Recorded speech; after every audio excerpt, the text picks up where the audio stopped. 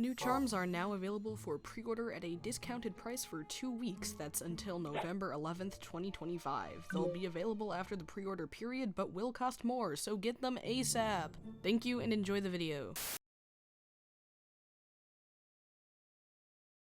South Park has been my favorite show for as long as I can remember. Maybe that's not the most obvious thing to note about me when looking at my channel, but those who have paid close attention know my love for this show runs deep. And like any South Park fan, I understand exactly why people may dislike it. While South Park has been praised for its political nuance and masterful approach to satirical comedy that stays up to date, for every witty observation and intelligent joke, there are piles upon piles of gross-out humor, endless profanities, and blatant mean-spiritedness. When the show first began running, it was probably the most controversial program on air, and to this day, it still manages to rustle feathers no matter your background. You would think something so outlandish, adult, and offensive would attract a very specific audience of middle-aged fathers and no one else, but South Park fans come in all shapes and sizes, for better or for worse. I dedicate a lot of my time to documenting infamous fandoms, and throughout all my adventures, no fandom has been quite as interesting to me as that of the South Park fandom. Certain pieces of media attract the exact kinds of fans you would expect them to. Things with bright colors, memorable characters, and Tumblr humor will more often than not draw on a crowd of 14-year-olds with addictions to pride flag discourse. But with something like South Park, this breed of fan should be decently rare, especially considering how often the show pokes fun at sensitive issues. People like this are objectively going to be pretty sensitive at times. That's not an insult by any means. Teenagers and young adults on the internet are nothing if not emotional and at times political, but it makes you really wonder why a show that's built on controversy and offensive jokes attracts so many fans like this or this. And furthermore, it makes you wonder why shows like Family Guy or The Simpsons don't have nearly as large of a fan base as that of South Park's, at least when it comes to these kinds of fans. With South Park more relevant than ever, despite what some people may say, I'd like to go over the history of one of the internet's most nonsensical and infamous fandoms, try to make sense of it as a painfully woke South Park fan myself, and ask myself and all of you the age-old question: why exactly are South Park fans like that? Whether you're a longtime South Park fan, a casual enjoyer, or are just watching this because you saw them make the White House mad and thought it was kind of funny, let's go on down to South Park and meet some friends of mine. Well, meet some strangers on the internet I've never spoken to.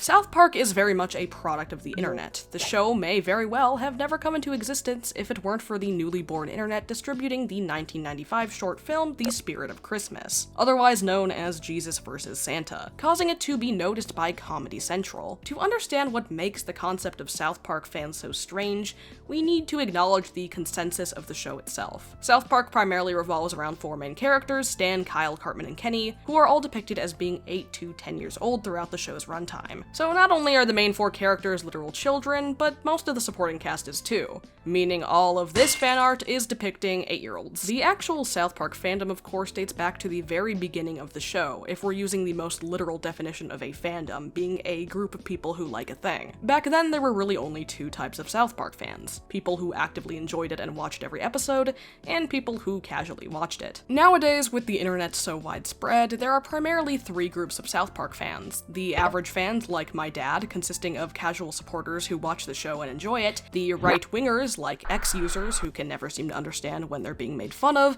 and the quote-unquote cringe fans, like me, consisting of younger generations who often produce the majority of South Park's fan content. While we can't pinpoint an exact time of birth of the modernized quote-unquote cringe South Park fan, they have most certainly existed since a bit before the year 2000. Before the time of social media apps, fan bases communed through forums and message boards and all kinds of wacky ancient internet websites. While there are a few places we can still access a glimpse of the early South Park fandom, such as fanfiction.net, most websites that would have been entirely dedicated to the show are unfortunately lost to time, although there are many remnants of these simpler eras. An archived Tumblr post shows a user chronicling their first fandom experience, being that of the South Park fandom around 1998 to 2001. The user writes, "Back in the day, there was a big South Park site, and while it had a fan creation section, all the art was crude MS Paint drawings of the characters, and all the fic was canon-type scripts written and posted in the hopes that the author would get picked up as a scriptwriter for the show. One day, someone posted a little romance story between Kenny and a palette-swapped girl version of himself called Jenny. All the girls on the forum went, "Wait, that's a thing? We can do that?" And suddenly there was a deluge of OCs, the likes of which I've never seen since. The rest of the post details a sudden stampede of girlish South Park self-insert OCs on the forum that led to an impromptu and unorganized shared universe between everyone's characters that eventually crumbled beneath its own unorganization, and what OP describes as an overabundance of albinos. This is probably one of the most interesting recollections of fandom history I've ever read, and is still probably one of my favorite South Park fandom posts to date. This post goes to show that these kinds of South Park fans are nothing new to TikTok and Twitter. They have absolutely always existed, lurking in the murky depths of the World Wide Web, waiting to be discovered,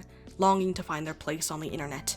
And find their place they would. The early 2000s made way for what is essentially the industrialization of the internet. DeviantArt launched in 2000, YouTube in 2005, Tumblr in 2007, and Archive of Our Own in 2008. There was never a better time to get unapologetically weird. The term fandom stopped referring to a group of people who liked a thing, and began to hold a brand new identity. A group of people intertwined by a common interest, who dedicated themselves to said interest. Fan art, cosplays, roleplay, conventions, tabletop gaming, it was all commonplace in this mystical, magical, unknown world where anything could happen. Unrelated to South Park, the globalization of anime boomed in the 80s, and was immensely popular by the early 2000s with online spaces and fandom culture. The popularity of anime, especially with younger crowds, essentially warped an entire section of the internet into adopting art styles like this or this. And of course, this eventually found its way to South Park fans. A lot, and I mean a lot, of old South Park fan art fell under this art style. The show itself had parodied anime multiple times, and the internet was really starting to obsess over Japanese culture, even if they didn't fully understand what they were talking about. Because the South Park boys were so young, they were often referred to and depicted as shodas, which, is as weird as it is hilarious looking back. I don't necessarily blame the kids doing this. It was often done for humorous means or out of the means to conform to the current climate of the rapidly maturing internet. There were no boundaries online, and there were certainly no boundaries when it came to the show of South Park itself, and as such, people just progressively got weirder and weirder with the stuff they were creating. However, you can see how the normalization and often humorous take on things like this led to an increase in popularity among fandoms that were perceived as more strange, and directly promoted these forms of content. Whereas anime had already been popular for a while at that point, in the early 2000s, another genre of Japanese art had begun globalization and became massively popular with Western audiences online. This genre, of course, being I don't need to tell you what yaoi is. I know what you are. But if you're somehow that out of the loop, it's homoerotic Japanese fiction that was often created for a female audience, or fujoshis. Yaoi plays a huge part in the story of the South Park fandom, primarily for reasons I'll touch on later. But for now, all you need to be conscious of is the fact that South Park fans at this time were obsessed with this stuff. Slash or gay media and ships were becoming progressively more popular online, and this was the true beginning of the type of fan that people on TikTok think of when they hear the word South Park fan. The LGBT+ community had an entirely new outlet after the popularization of the internet. They could commune in safe spaces made entirely for them, and create queer artwork that would, in a lot of places, get them in trouble, especially considering many members of the queer community at the time were younger. As such, for any fandom, there was a huge surge in queer ships and fan content. South Park was no exception to the popularization of shipping culture. Any and every character was paired together. From crack ships to canon to sexualized nonsense, shipping was everywhere. A lot of people are still very confused as to why people ship South Park characters so often, seeing as they are young children, and that's a confusion I don't think will ever go away. But when you take a look at the ships themselves and really try to understand the perspective of someone who enjoys South Park in this way, it isn't as obscene as you would first expect. For one, shipping is not an inherently sexual thing. Yes, while at the time it was very often a sexualized practice, it's important to acknowledge that the characters in South Park themselves very frequently got into relationships or had crushes, made sexually suggestive jokes or did suggestive things, and most importantly, didn't really act like 8-year-olds. So, Mom, apparently Butters is gay, finds me very attractive, and confused about his sexual identity, puked up all over my floor. Oh dear. Yes. While the characters have only aged 1 or 2 years in the decades that the show has been on air, they've matured rapidly. While the boys were never exactly innocent, as they were always intended to act the way that young boys really do act behind closed doors, they were still rather unaware of the world around them. Throughout the seasons, the characters learned more about adult topics, and are often depicted as more reasonable or mature than the adults of the titular town. A lot of South Park's humor revolves around putting these younger characters into adult situations, to the point where the characters are seldom treated like actual 4th graders. Most of the time, their school acts more like a high school, in the sense that characters are often depicted dating around, throwing parties, and using substances. All things that a teenage audience can relate to and often romanticize. Not to mention, of course, a lot of the people who partook in any weird behaviors regarding the boys were very, very young themselves, typically anywhere from 10 to 14 years old. Is it still weird for people to sexualize the South Park kids regardless? Absolutely, 100%. I think that's just as gross as it is nonsensical, and I couldn't understand why people like doing that if I tried. Regardless, because of the way they act, people typically depict the boys as teenagers or young adults because it's much easier to characterize or write them for a lot of people. The fandom itself is decently divided on the stance of whether or not risque content of aged-up characters is appropriate in the context of South Park, especially considering adult versions of the characters do exist. I'm not really going to get into this debate because, I don't know, man, I'm tired. As for the ships themselves, while a lot of them are pretty seemingly random, the most popular pairings do have a fair amount of substance to them if you allow yourself to look at them from another perspective. And for the record, I don't like any South Park ships myself. I don't create any fan content, I don't repost fanart and spend hours reading fanfiction, and I most certainly do not stay awake at night thinking about South Park ships. This is all from an outside perspective.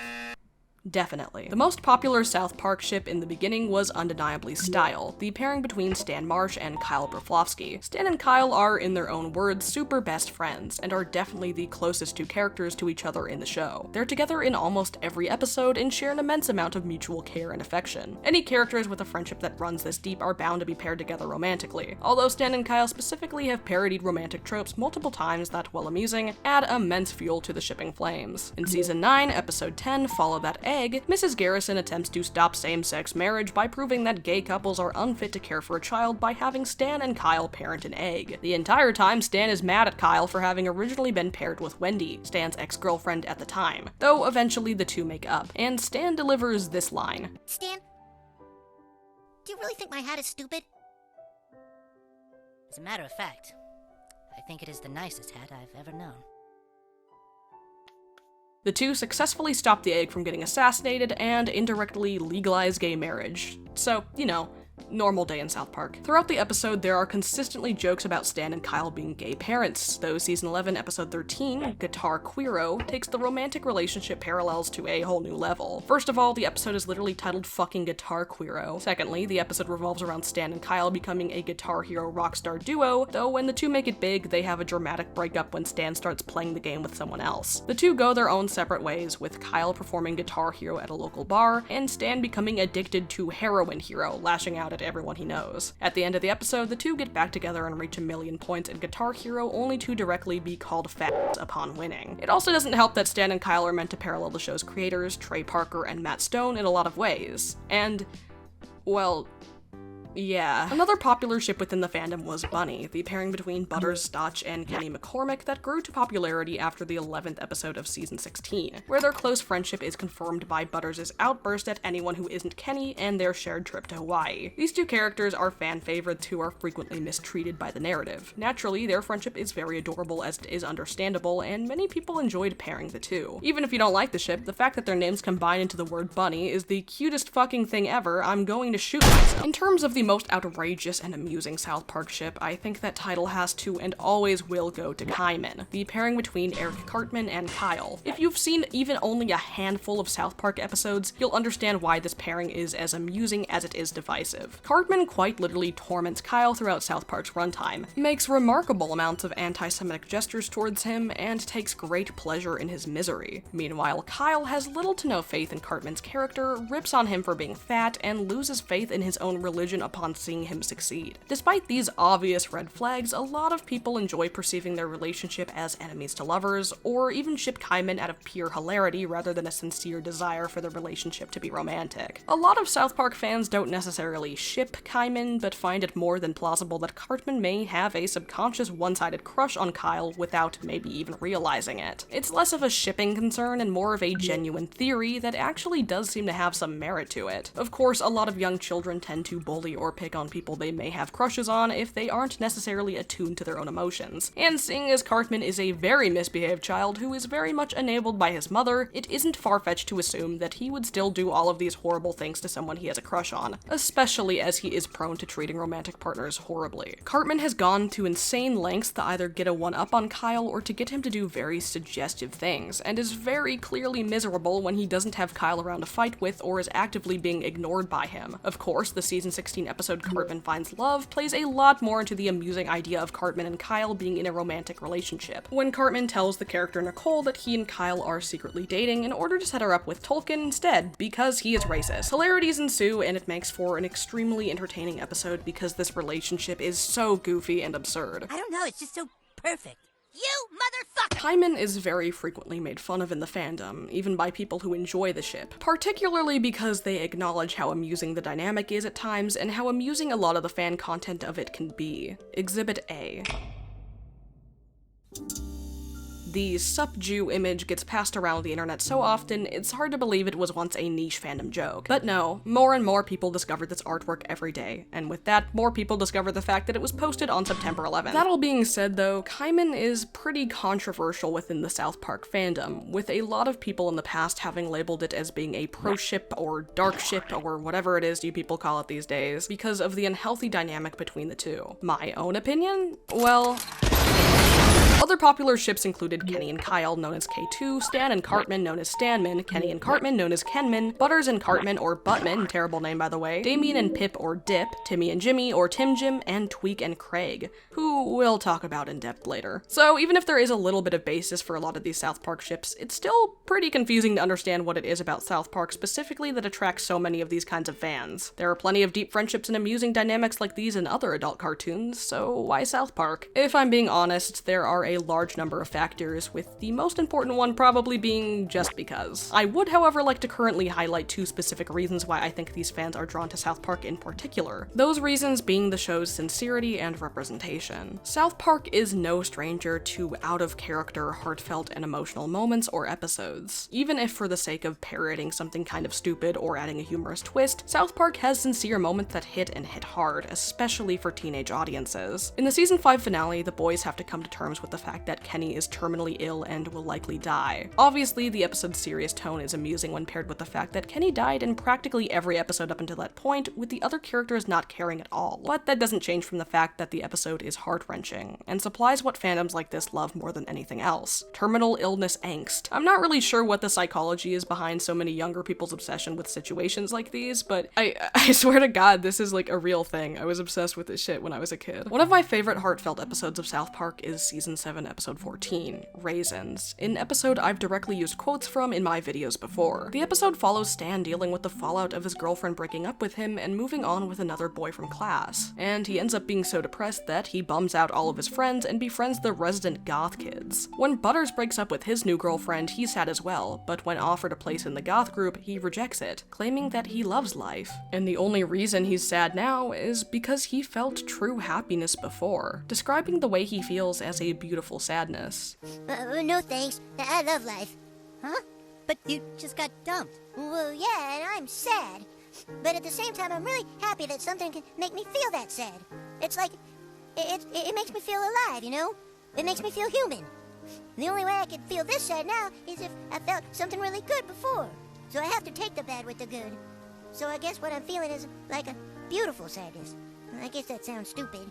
The speech is enough to move Stan in order to turn back to his youth, and it's a really heartfelt scene that I think a lot of people can take something out of, especially younger people who may be going through a breakup themselves. Stan is generally the poster child for the show's more heartfelt and serious moments. Beyond this episode, episodes 7 and 8 of season 15, titled You're Getting Old and Asperger's, are probably some of the most sincere and emotionally intelligent episodes in the whole series, all while paired with very comedic side plots, once again using Stan to explore themes of depression and cynicism, and how it affects both depressed people and the people around them. In You're Getting Old, Stan starts to adopt a cynical view on life after his 10th birthday. He begins to see all things his peers enjoy as shit, and actively brings down the mood whenever he's with his friends, to the point where they start excluding him from activities for being too negative. All the while, Stan's parents, Sharon and Randy, argue themselves into a divorce, and the episode ends with Stan and his sister Shelley moving into a new home after the separation, while Fleetwood Mac's Landside plays to a very unironic and sincere montage. Kyle, Stan's previous best friend, starts getting closer to Cartman in his absence, and with Stan's life essentially fucked, the episode ends abruptly. Asperger's is the direct continuation to this episode, in which Stan's cynical view on life leads him to be misdiagnosed with Asperger's syndrome. Upon meeting with a group of fellow falsely diagnosed people, they show him that some force prevents the rest of the world from seeing the world the way that they do, and that the serum to seeing things the way others do is alcohol. Stan gets drunk and finally begins to enjoy the world the way his friends did. The Matrix-style cynical resistance combined with the injection of alcohol into a 10-year-old boy makes for an amusing plotline, sure, but the effects of these strange hijinks are upsettingly real. By the end of the episode, Stan finally accepts and embraces the changes to his life, only for his parents to decide to get back together and stick with what they know, and Stan turns back to alcohol when going out with his friends. Movie. Zookeeper 2!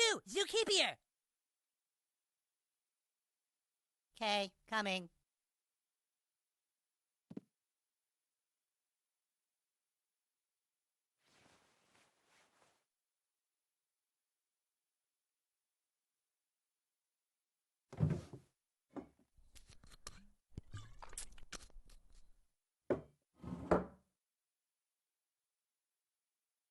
Again, like I said, fandoms love angst. A lot of angst art surrounding Stan stems from these episodes, especially considering the depiction of his relationship with Kyle in them. Yes, the situation is comical, but again, the comedic factor comes from the fact that this is a very realistic and depressing situation for older people being reenacted by 4th graders. The message and the parallel to real-life experiences is clear, and these episodes combined with the aforementioned raisins, and with his characterization in later seasons being frequently miserable, Stan is a perfect example of a character that can captivate this kind of audience. Obviously, Stan is far from the only character to have angsty scenarios in the show itself surrounding him. Every character has a surprising amount of depth to them if you actually look into it, though obviously I don't have the time to go through every character and all of their sincere moments. Just know that every character has them, even Cartman, who is essentially supposed to be the root of all evil, or the average 4th grade boy, is made into the way he is due to his mother's blatant enabling and emotional incest. And no, that term doesn't refer to actual incest, but rather a parent who relies on their child for companionship or emotional satisfaction that should be coming from an adult. So, the show itself has a lot of sincere moments and captivating characterization, yes, but there is another element that I feel draws a lot of attention from quote-unquote cringe South Park fans. A large number of these fans are minorities, another reason why so many people are often confused by their interest in a show as offensive as South Park. But for as offensive as it is, South Park has managed to use its popularity to spread a lot of very positive messaging about multiple different minority groups, or just make fun of bigots without them even realizing half the time. Mainstream media has thankfully gotten many wins for representation of a wide variety in recent times, but South Park has been a pioneer since representation like this was considered wildly taboo and controversial. For one, the show is frequently celebrated for its representation of disabled and neurodivergent individuals, as unlikely as it may seem to people who haven't seen most of the show themselves. In season 4, South Park introduced its first prominent handicapped character, Timmy Birch, who first appeared in the Tooth Fairy Tats 2000 for a minor scene. Matt and Trey were being pressured immensely by Comedy Central to remove the character as they saw it as far too controversial and taboo, but the creators stood their ground because ever since his very first appearance, Timmy was always treated as just another kid by the main characters, and wasn't targeted or mistreated for being handicapped. Matt and Trey wanted to do a full episode with Timmy despite the network's resistance, and when the first episode featuring him actually aired, Timmy was so popular that the network immediately demanded more of him despite previously pushing against the character. In the third episode of season 4, Timmy 2000, Timmy's character is given a lot more time to shine when he becomes the lead singer for a band. The kids think that he's awesome, but the adults in the town are furious at them, assuming they're ridiculing and making fun of Timmy because they can't grasp the concept that a disabled person could be capable of having fun with their friends. The episode uses comedy to make it very clear that Timmy has autonomy and is not constantly miserable due to his disability, something that a lot of people who pity disabled people tend to believe. It's a very insightful message that a lot of people today still don't fully understand. In season 5, a second prominent disabled character, Jimmy Valmer, would be introduced, a child with an affinity for stand-up comedy. In his debut episode, Jimmy ends up irritating Timmy, as the former is adored by the town, which causes Timmy to feel envious, as he has never been given special treatment or attention due to his disabilities. Jimmy is given flaws in this episode much like any other character, and just like Timmy is treated equally by his peers. A lot of comedic moments from Jimmy come from the fact that he has a stutter, and while yes, objectively this is poking fun at a speech impediment, every character in the show is very respectful towards him and never interrupts Jimmy while he's stuttering, even when it goes on for prolonged periods of times. A good episode to bring attention to when it comes to Jimmy specifically as a character would be season 8 episode 2, Up the Down Steroid, in which Jimmy suffers from a reliance on steroids for the upcoming Special Olympics. What really makes this episode good representation is the use of Cartman as a character. A lot of the time people assume South Park to be bigoted because of how stupid of a character Cartman can be,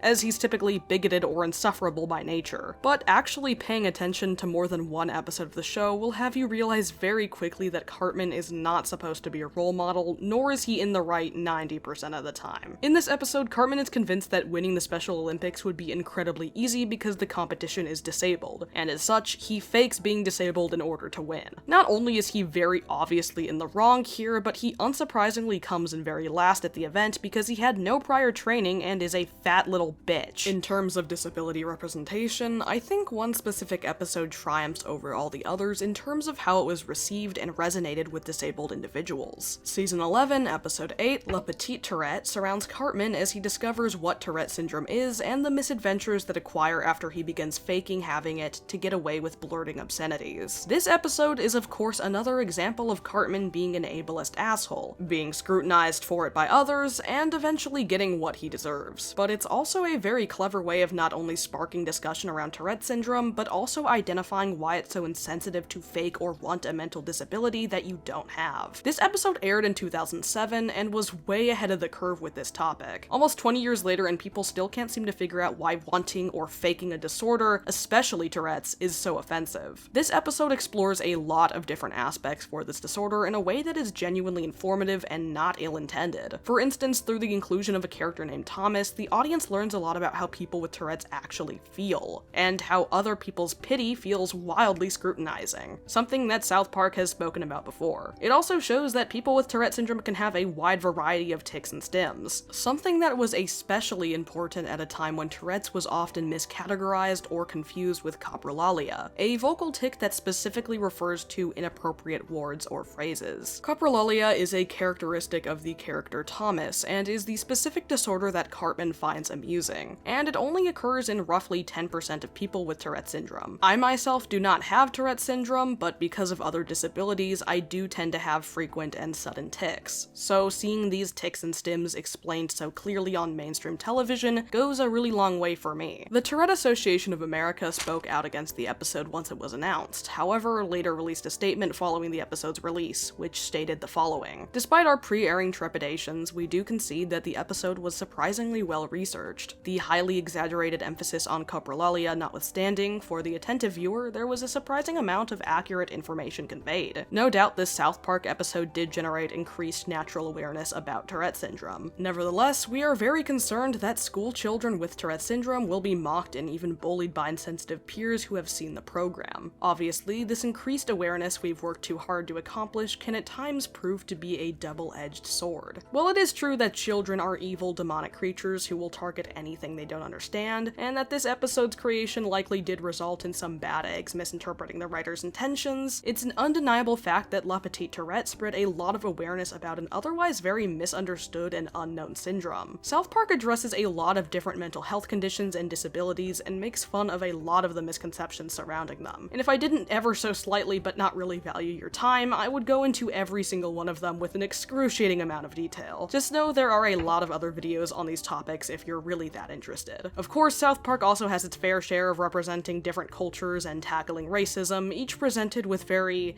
unique approaches. But as a disabled and queer person myself, I know primarily these fans of South Park are, disabled and queer. Therefore, those two specific kinds of representation are going to resonate the strongest with them. I've already gone through the many characters and episodes that may resonate with disabled and neurodivergent individuals, but another common reason for praising the show is its queer representation. Representation that undoubtedly plays the biggest role in attracting this kind of fan base. Before I sing South Park's gay praises, however, it is incredibly important to draw attention to the show's history of portraying transgender individuals. A good amount of queer South Park fans are also under the transgender umbrella, something that confuses a lot of outsiders because of the show's often less than favorable depiction of trans people. Episodes like Mr. Garrison's Fancy New Vagina and the depictions of characters like Heather Swanson or the real-life Caitlyn Jenner are undoubtedly less than favorable towards transgender individuals. In Jenner's case, you could argue it's because she is a person kinda sucks, but her facial deformities are pretty telling. Still less transphobic than Hulk, I've gotten a few opinions from transgender fans of the show, and of course I am trans myself, and it seems the general consensus surrounding these elements is that, well, yes, they are certainly offensive. Most fans acknowledge that South Park is a very edgy and intentionally controversial show that isn't going to hit every time with every person. Others simply choose not to watch these episodes or instead highlight the times the show has been favorable towards transgender issues. The Sissy is a really great example of an episode that not only has a supportive outlook on a transgender debate, but portrays that outlook in a way that transphobic people themselves can't even properly understand. Those people will often sympathize with Cartman in this episode, not realizing that they are directly being parodied. The video game South Park: The Fractured But Whole also features one of the most diverse range of gender selection options in gaming, giving you the option to choose specific labels for your character that are seldom represented in media. And it's treated pretty sincerely rather than played for laughs. One of the funniest gags in the entire game is the fact that the rednecks will attack you for your identity regardless of what you pick, and will still commit hate crimes against you for being a cisgendered heterosexual. Well,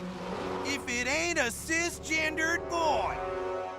We don't take kindly to your types around here. A lot of transgender fans also find comfort in how frequently the boys are shown to cross-dress, especially when they go under new identities like Princess Kenny or the fan favorite Margarine. It's pretty apparent that Matt and Trey and other creatives behind South Park aren't blatantly transphobic themselves, and are more so just television's edgiest rage baiters, though it would still be very refreshing to see better transgender representation throughout South Park, especially considering how well other forms of queer representation have been handled on the show.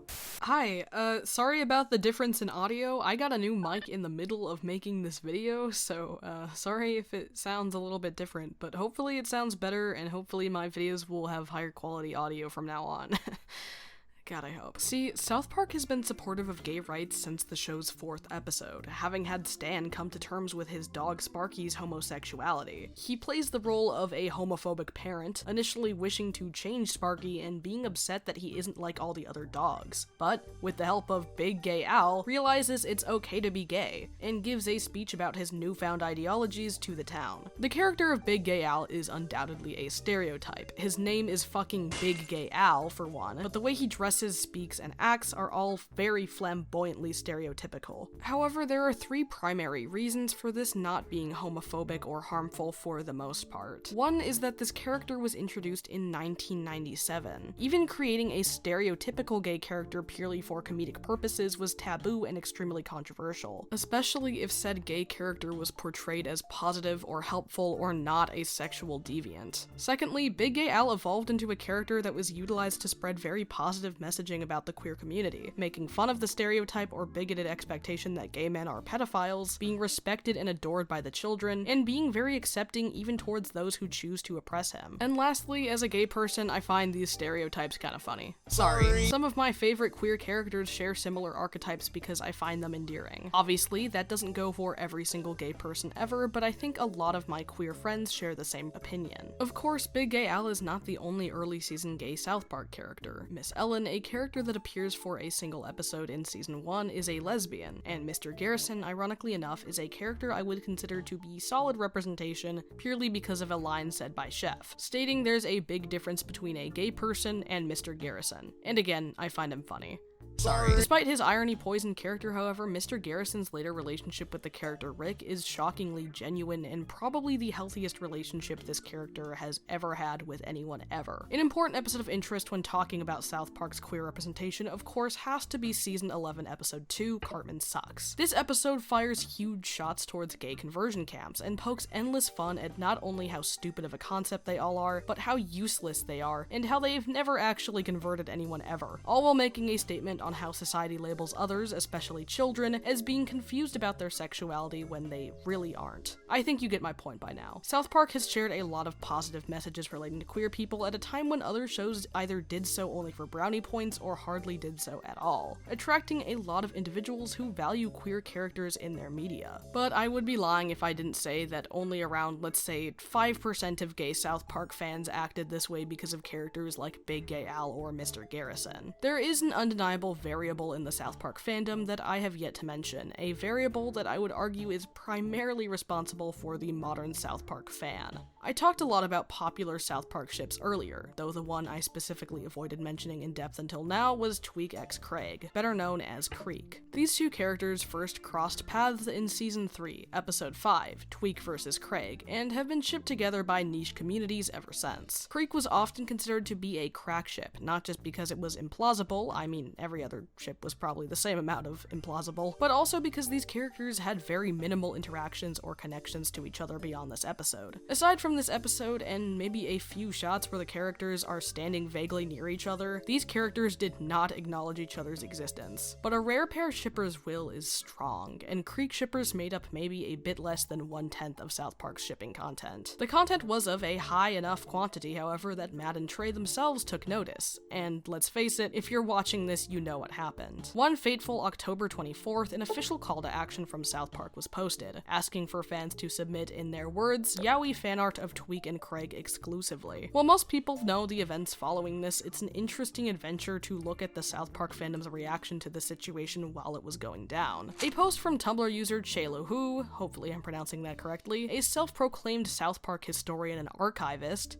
God, that's the coolest fucking title in the world, details the situation better than I ever could, so I'm just going to paraphrase what they refer to as the South Park fandom and the 5 stages of grief. The announcement of South Park deliberately scouting out yaoi fan art was an explosive one, and a lot of different emotions were felt. Many were confused, some in genuine disbelief, others concerned, a few even furious. South Park wouldn't just ask for ludicrous art of children if it weren't for the purpose of making fun of it and ripping it to shreds. As such, a lot of the submissions were outrageously satire, so Matt and Trey wouldn't have to make fun of their actual work. Eventually, Creek shippers began standing up for themselves, accepting their fates, and asking for Matt and Trey to kink shame them. Obviously, though, not every single person was using that term in the literal sense, or not, I don't know, it was 2015, people just said shit. The episode officially premiered an entire decade ago on October 28th, 2015, forever changing the trajectory of the South Park fandom. This episode is actually beautifully crafted. It's written in a way where both people who think South Park shipping is weird and gross, and people who actively indulge in it can enjoy and laugh at the text. Matt and Trey weren't laughing at the fans, they were laughing with them. And through the amusing conversation piece that is yaoi, they ended up taking these two decently irrelevant characters and put them in an actual romantic and healthy relationship. A show as big as South Park not only acknowledging shipping culture, but doing so by specifically mentioning yaoi was a very big deal. Even now, most things that recognize shipping culture are just like, hey wow, that's really weird. Or just have two characters be like, yeah, we're shipped together, that's pretty funny. They also didn't do this for brownie points or anything of the sorts, as I cannot stress enough how small of a percentage of their viewers actually really wanted this. Regardless, as someone who was really young and really into shipping when this episode came out, I found it absolutely hilarious. An entire unknown side of my life was being acknowledged in a way that was really amusing, and I immediately became a fan of other South Park content. So yes, I will primarily blame this episode for turning the South Park fandom into what it is today, because it's what got me into the fandom in the first place, and I'm very much one of those annoying cringe fans. I think even without this episode, the fandom would have evolved into this anyways, seeing as it was already like that, but it definitely gave it a push in the right, or maybe wrong, direction. A lot of people can argue that these two characters aren't a sincere romantic couple because this episode is very clearly not taken seriously, and this is definitely a valid argument to make if you're only referring to this episode, but Matt and Trey went out of their way to solidify this relationship relationship in the background of almost every episode going forward, as well as giving their relationship another episode surrounding it, Season 21's Put It Down, in which the two are shown to show affection and call each other pet names even in private. The relationship here is shown to parallel the relationship of two other characters, Cartman and Heidi, who have a wildly dysfunctional relationship because of course they do, it's fucking Eric Cartman. Craig realizes through their horrible relationship how to be a better companion to Tweek, and it makes for an incredibly heartwarming episode with an actual good moral that has literally helped me understand the relationships in my own life a lot better, as well as understand myself. These two characters aren't pretending to be a couple anymore, they've evolved into one completely, and are acknowledged as being more than friends by Matt and Trey. The 2017 South Park video game, The Fractured But Whole, he said fractured. Hold up. Features both characters prominently as they go through a literal lover's quarrel and reconstruct their relationship in couples counseling. To this day, the pair are still shown together in background shots frequently, something that a lot of fans lose their shit over. Not me though. That's stupid. That's dumb. Again, this couple is absolutely sincere and absolutely the leading factor in most modern South Park fans acting a certain way. They're forcing your kids to be a certain way. And that's, you know what it A is. show of this nature acknowledging this side of its fanbase to such a degree is rare enough, but choosing to actively change the canon and establish a new queer relationship has permanently changed the way South Park was viewed by queer people. We are now living in the fallout, existing in a post-Creek era. This is the modern South Park fandom, and I don't think it's changing anytime soon. When entering the modern South Park fandom, you'll notice that, like every fandom, a lot of people have a strong fondness for the show's side characters. Characters that appear either a few times, characters that appear only once, or characters that become irrelevant in later seasons. Many people enjoy the idea of various side characters interacting, and a lot of AUs, that's alternate universes for the somehow uninformed, have been created surrounding these background characters. It wouldn't be a video about the South Park fandom if I didn't mention a specific, very popular AU webcomic that predominantly features these background characters, and can be given credit for newer fans and their fascination with specific side characters. If you know, then you know. I'm of course talking about Hell Park. It's Hell in South Park, primarily known as Hell Park, was created by Chicken Stab or Doodle Stab, and began in April 2019, and is basically South Park's version of FNAF's The Wretched, or Stranger Things' The Wretched Mischaracterization Edition. Much like The Wretched, Hell Park popularized a lot of pairings and characterizations within the fandom, and also much like The Wretched, spawned a multitude of imitations after its canceling. There's a lot going on in Hell Park, but the overall premise is that Craig and his friends essentially summon demons from hell, these demons being Tweek, Pip, Gregory, Estella, and Thomas. If you don't recognize all of these characters, I don't blame you. While Tweek and Pip appear multiple times throughout the series, Gregory, Estella, and Thomas are all one-off characters. I've already explained who Thomas is. Gregory is a character from the movie, and Estella is from a single episode that most general audiences hate because it is literally just a funny retelling of Great Expectations. Other characters appear throughout the story, like the girls Gary and Damien. Hell Park is a unique situation because, again, much like The Wretched, it had somewhat of its own fanbase outside of South Park. There are probably still people today who like Hell Park but don't keep up with South Park itself. The characters are obviously very Tumblrified, and the story is obviously very divergent from the media it's based on, so it makes sense why people could be specifically and exclusively into Hell Park. The comic had its fair share of controversy, as will anything that's fan-made and this popular. Most issues that arose had to do with the way certain characters were depicted or the handling of certain relationships, though it's kinda like nothing. Like, if you wanted to pick characters as gay Has-Been Hotel demons, you're allowed to. I don't know why anyone expected the comic to be the pinnacle of media literacy. It's gay demon South Park fanfiction. The comic itself isn't horrible by any means. It's pretty unique and definitely a comforting product of its time and of the fandom. Like many comics posted to Tumblr, it utilizes the site's features to its advantage and is fairly interactive, which is always nice to see. The comic was cancelled in 2021 with Doodle Stab stating the reason. A lot of people sort of ruined it for me, and I've grown too tired of all the defense, discourse, and drama around really shitty things in the show. Regardless of its cancellation, its impact in the fandom was felt. The comic was extremely popular, with some animations getting millions of views, as well as influencing the popularization of characters like Pip or Estella, because really probably a total of like 2 people cared about Estella before this comic ironic? I don't know. Longtime Estella fans, feel free to prove me wrong. Many ships became more popular, such as Stan and Gregory or Thomas and Craig. A very popular trope in a lot of fanfiction or other AUs is the concept of Thomas and Craig being exes because of their interaction in La Petite Tourette. It takes as little as a single interaction for something like this to spread. It's fascinating, really. Hell Park was not the only South Park AU of its kind. Plenty of other crazy gay fanfictions have popped up before and since, some more popular and liked than others. I feel like there's enough to talk about here that I could make a whole video on South Park AUs if people really wanted it, but I won't waste anyone's time here if they don't care. A part of Hell Park's popularity stems from the fact that the fandom really loves different characterizations like this, even if it's often wildly inaccurate. You know, the classic "he would not fucking say that." I bring this up because there are a lot of popular characterizations and headcanons given to characters that I want to gloss over just to prove that not all South Park headcanons come from nowhere. So yes, this is another attempt to defend South Park fans. Let me state my case. Some headcanons are less headcanons and more so different depictions or alternate versions of characters. A really popular variant of Kyle, for example, is Scene Kyle,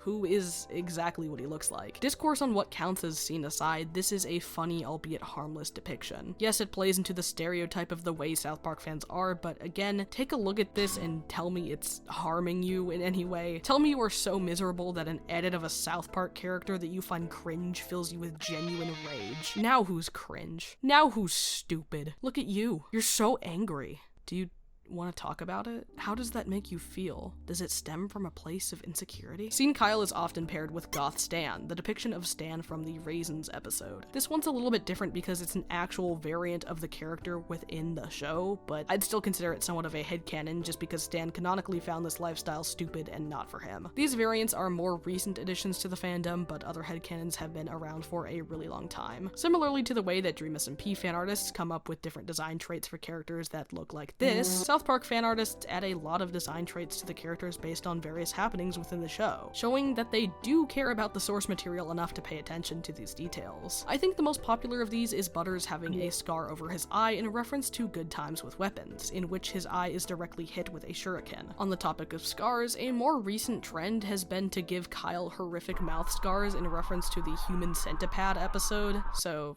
that's nice. Cartman is often depicted with two different eye colors in reference to him at one point having his eyes replaced with Kenny's. Kenny is sometimes depicted with having a lot of scars due to his frequent deaths. Kyle is occasionally mentioned as having freckles, so a lot of fan artists give him freckles. Tweak often looks sickly because he's actively consuming meth. And probably the most interesting, Craig is often depicted as Peruvian due to his ties to Peru in the pandemic episodes. This is half a headcanon, half an actual theory about Craig being adopted, but I do find it really interesting that there's usually some form of logic behind a lot of fan artists' design choices. So yes, most South Park fans do actually watch the show, they just choose to act a certain way towards it, and that's completely okay. There's no single right way to consume media. South Park fans like this have always been hated by people who aren't a part of this side of the fandom, though it's definitely gotten more noticeable in recent times. And I don't just mean since Creek becoming canon. While we are in the post-Creek era, we're also in another sub-era, something I like to call the post-COVID era. In 2021,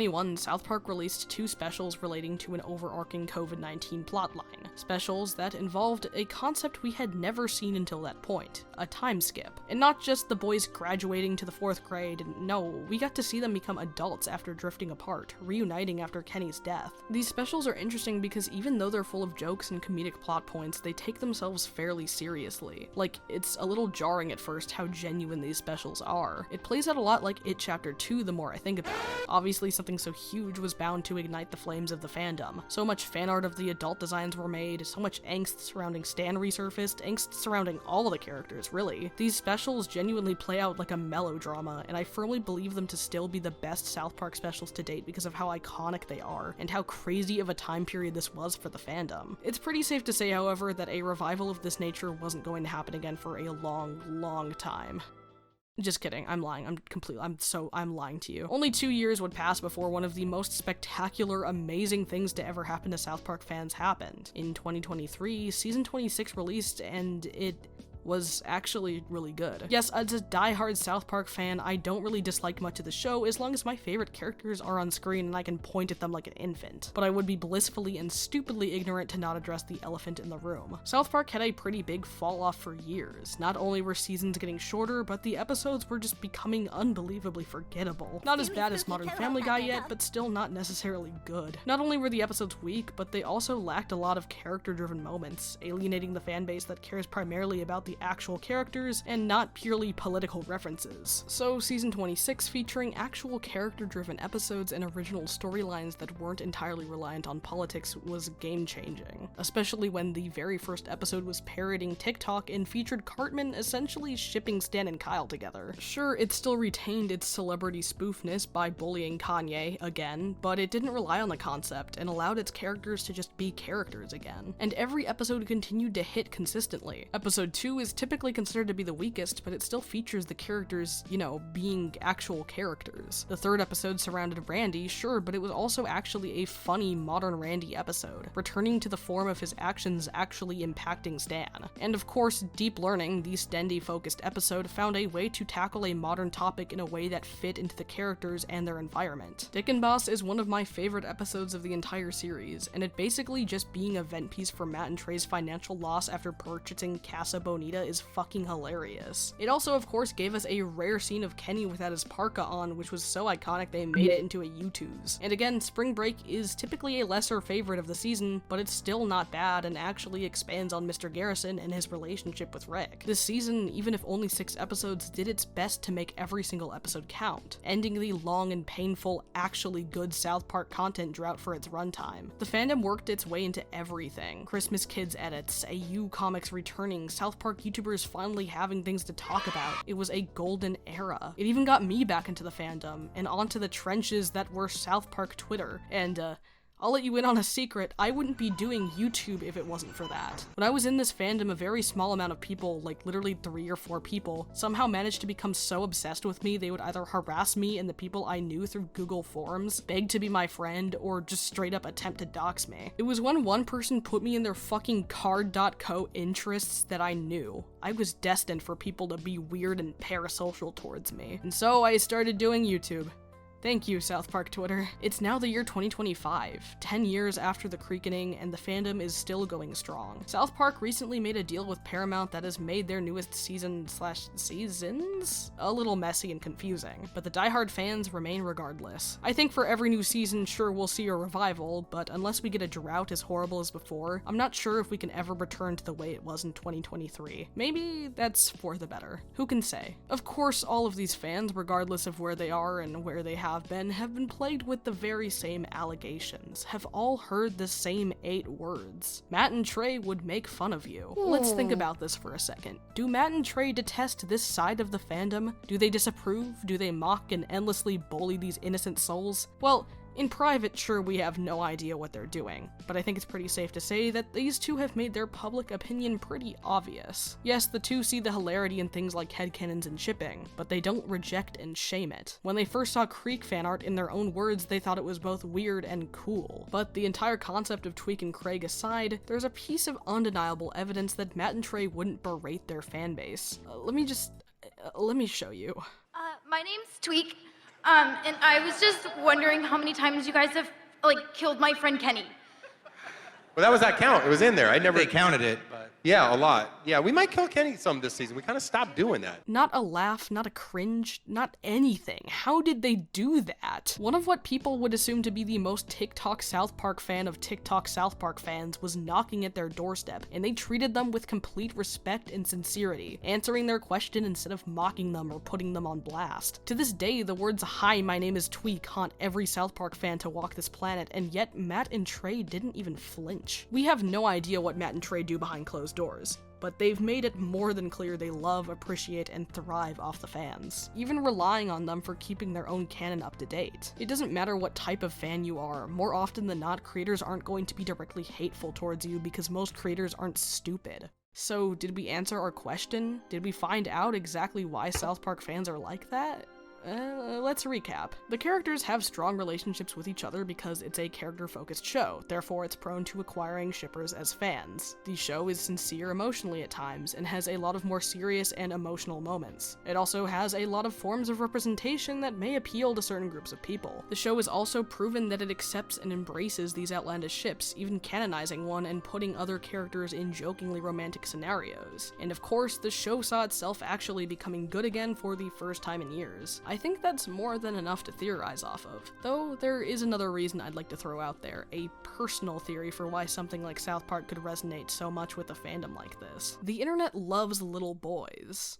That didn't come out right. Let me try that again. The internet loves feeling a sense of youth. So many people connect with stories that surround a younger cast in wacky or unfortunate or supernatural situations. One reason is that yes, it is typically more entertaining because kids react to these situations in a funnier and sometimes even more reasonable way than adults do. But there's also a deeper connection. Everyone is so alone now. People have had excuses to just not go outside since the pandemic more and more. And the majority of my own online friends don't have or have never had a chaotic in-person friend group where they could just get into wacky situations and make stupid mistakes. There's a deeper longing for a return to adolescence, to have that youthful group of companions, to make bad decisions, to have the world be against you. It's the reason why things like It and Stranger Things became so popular outside of just general audiences. And these connections are parodied in South Park itself, having an entire episode dedicated to it. As humans, we gravitate towards things that comfort us or fulfill a nostalgic hole left in us. People are lonely, and we want something that makes us feel a bit less alone. I could be way off the mark on this one, but I think this could be applicable to at least a few other South Park fans, because I know that it's applicable to me. I got really into South Park around the same time I got really into things like It and Stranger Things. There doesn't need to be a deep psychological reason for being peculiar and gay and also liking South Park, but it's still a reason that applies to me, and it might apply to you too. I have no idea. I don't know who you are, but I'm grateful you're here. I'm grateful you stuck around to hear me talk about something I care about, but probably no one else does. At the end of the day, I'm going to poke fun of some of the outlandishly strange South Park fans because it's just the way that I'm wired. But I don't think there's anything genuinely wrong with consuming media in this way. Go on, make your headcanons, make your fan art, make your inaccurate character playlists, ship yourself with Randy, diverge from the canon, who cares? Reddit? Are you going to listen to Reddit? Or are you going to man the fuck up and draw gay South Park fan art because you fucking want to? Do the things you want to do, even if other people think they're stupid, even if you think they're stupid. It's been exactly 10 years since my life was changed forever. 10 years since I was introduced to the concept of South Park yaoi. 10 years since one of my favorite fictional ships, if not my absolute favorite, became canon for shits and giggles. And I think that's a beautiful thing. A beautiful, hilarious thing. And if you can't see this fandom that way, I understand it. It's weird, it's illogical, but dude, it's the internet. This should be the least of our concerns. There are way worse things to woobify. There are more problematic things to enjoy. If you genuinely find yourself getting mad at someone calling Eric Cartman gay, get up, take a walk, and enjoy what the outside world has to offer. Because it is way nicer and way more to your standards than the internet. Don't let yourself be bullied by shipping culture. Just move on and let yourself be happy.